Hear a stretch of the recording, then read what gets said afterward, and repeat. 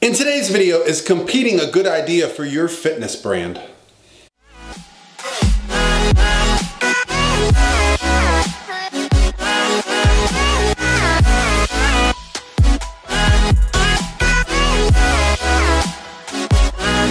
By myself. Hey guys, what's going on? This is Paul Ravella from ProPhysique.com, and today we're going to talk about the idea of competing as a competition bodybuilder, or guy or girl, and how it might impact your fitness brand, your business, or the things that you're doing. So the question came from my Instagram direct message, so I'd love for you to go to my Instagram, give me a follow, and if you got a question for me, send it to my Instagram direct message. Now, this is a really good question, so what I did is I screenshotted it, I'll put it here on the screen for you, and then I'll answer for you guys, and maybe more people have these questions, and that's what I love from you guys, questions that I think are gonna help quite a few people. This question is actually really passionate for me because, you know, the first part of the question is, do I compete for the love of the sport, or do I compete to build my fitness brand? It's clearly the first, because when I started competing, old guy alert, 2007, 2008, there was no fitness branding, okay? Unless you were going to be Mr. Olympia pretty much, you really didn't have a fitness brand or aspirations of it, okay? Now, if I thought I could have won Mr. Olympia, yeah, perhaps I would have had some thoughts, but I literally went to my first bodybuilding show, saw the competitors on stage, how they looked under the lights, the amazing things that they were, they just looked great, right? And it became very real for me. And I saw them in person and I thought, wow, they're not huge. They're just really shredded. And so I got the stigma out of my mind that everyone had to look like Ronnie Coleman to be a competitive bodybuilder. No, that's not the case. Go to a show if you still have these like weird feelings. If you think that every girl that gets on a bikini stage looks like Courtney King, no, they don't, okay? You're looking at probably the elite of the elite in the sport and thinking that's what competition is. Find a show, go to a local show. That's what I did. I competed, boom, fell in love with it. Love the sport, love the process. I grew up playing sports. I love the excitement of just finding that goal, getting so excited about it, pushing through barriers, pushing through plateaus, hearing people give you negative feedback, hearing people give you I just love the whole process of it, okay? Of getting so lean that people think you're sick. That's what I love. I love the idea, the process of competing. So I figured I'd include a clip here from a video. So what I did, instead of documenting my entire prep, was I hired a videographer to come live with me the final week of my contest prep, so I would have something to show for it. So this is Ayush Swami's video of me. And these are clips, and I'll put the link below if you want to watch the whole video. But this was my NPC show, the Gainesville Classic, so you could get a sense of, you know, what goes into the days leading up, the day of the show, from tanning to flexing to pumping up, just to give you a good idea of the sport as a whole. And honestly, I did this video and hired Ayush because I wanted to have this to look back on in a few years. You know, basically, it's like a diary of a certain time in my life. And so, yeah. This is what I love, the idea of working hard to get here for this moment. And it's not about building a brand, it's about loving the sport. And so last year when I competed, I actually didn't document it. I didn't talk about it. I mean, people that knew me knew I was probably going to do a show, but at no point did I make my competition prep about me, okay? It was more about my love for the sport, putting myself in a position to do well. And I had lots of big things happen last year. First of all, my coaching business completely changed. Last year was the first year I had a competitor competing every single weekend. I also had my wife who gave birth to our second son. Okay, so we are growing as a family, we are growing as a business, so why would it make sense for me to compete? Well, I'm sure it does help my fitness brand that I do compete, but I think it's more the fact that I understand the competitor's mindset, so it makes me a better coach. But even if I wasn't coaching, even if there was no internet, I would still find a way, if it was possible, to get on a bodybuilding stage. It just gives me the motivation and the drive. You know, this year I did some things I've never done, and it was just purely out of fun. I've never had so much fun on stage. I won an overall in the NPC and Classic Physique. See all these big dark trophies? That's from that show, the Gainesville Classic.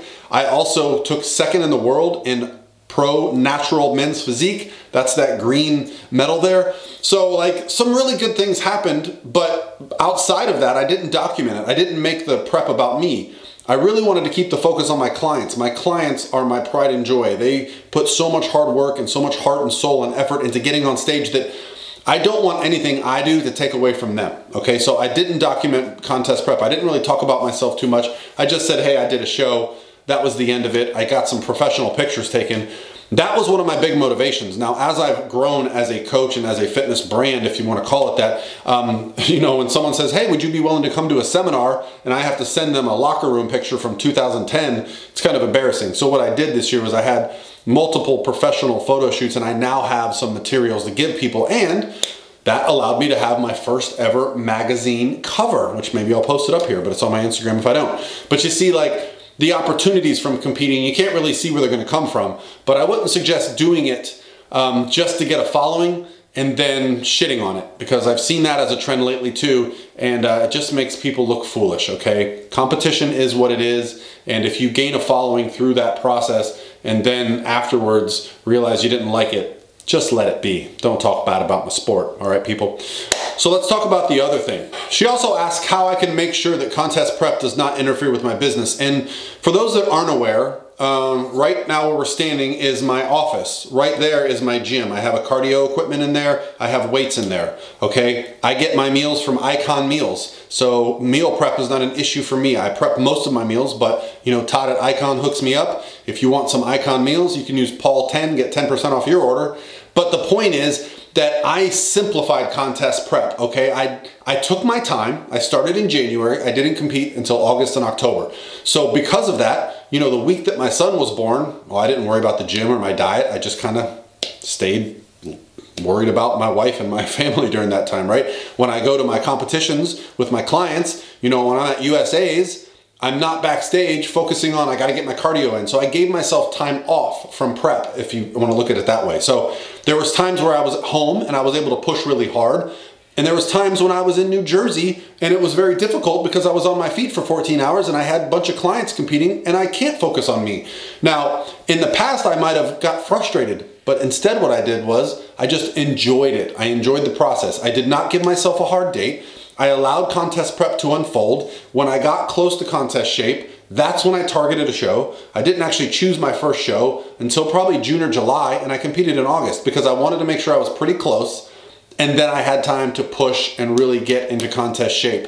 Then I didn't give myself any expectations. Winning an overall in the NPC was the furthest thing from my wildest dreams. I just wanted to get up there, look good, get some professional pictures, enjoy the sport, enjoy the process, and I did that. It was my most successful year as a competitor, but it was also the most fun I ever had as a competitor, and it's probably because I had the least expectations I've ever had as a competitor. So yeah, that's how I made sure that contest prep did not interfere with my coaching or my family. Now, I'm sure it had some impact because no matter what, when you get down as lean as I did, and I definitely got very, very lean this year, you know, energy was in short supply. You know, my mood was probably not the best at times. I probably minimized things that I would do with my family or my friends because I didn't want to just be moving all the time, right? So I definitely just minimized my work. You know, the nice thing about working from home is that, you know, I just come over here and I can get in some work in the morning, go to the gym, get that done, and then kind of zombie out if I need to later in the day. So how did I blend it all? Well, my life is just in such a good place for it to be blended, okay? I put myself in a position where it's very easy for me to do my cardio and prepare my meals and have Icon hook me up, and you know, Core Nutritionals is my supplement sponsor, and I have all that stuff coming to me, and it's just a part of my life. I'm not really going out of my way to make sure that prep happens perfectly. So if you're considering prepping and you think it might interfere with your business, just look at the possible setbacks and try to avoid them, okay? Maybe don't talk about prep. That's one thing I didn't do. I didn't put that pressure on my clients to go, hey, I'm in prep. I don't want to answer your emails. No, that would have been stupid, okay? The two things are completely separate, okay? Prep is one thing. Coaching is another thing. In no way did me prepping interfere with my ability to answer emails or create training programs or talk to my clients, or, you know, that's not an issue. Now, there may be perception that that is, but if you don't put it out in the universe that it is, it shouldn't be an issue.